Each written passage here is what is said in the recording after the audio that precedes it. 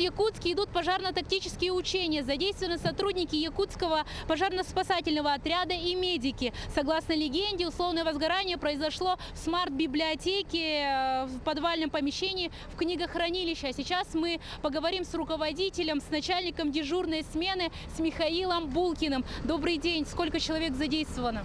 Добрый день. Сегодня было задействовано на данных учениях 14 единиц техники и 39 человек личного состава, а также ГИБДД, скорая помощь и другие службы взаимодействия.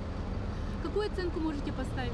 Данные учения, я думаю, прошли на высоком уровне, оценка удовлетворительна.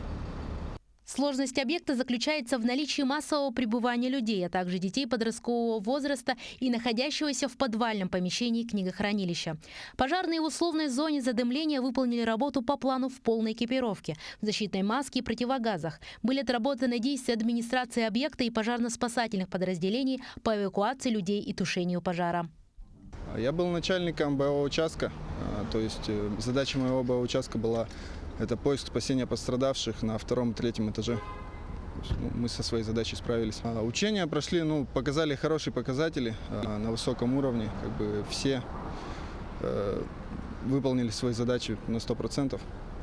Такие пожарно-тактические учения проходят раз в квартал. Они позволяют совершенствовать и поддерживать на высоком уровне готовность гарнизонов пожарной охраны к тушению пожаров. С поставленной задачей пожарные справились благодаря слаженным действиям, профессиональным знаниям и навыкам личного состава подразделения пожарной охраны. Условный пожар был успешно ликвидирован. Лена Андреева, Иван Сорокомов, Якутск.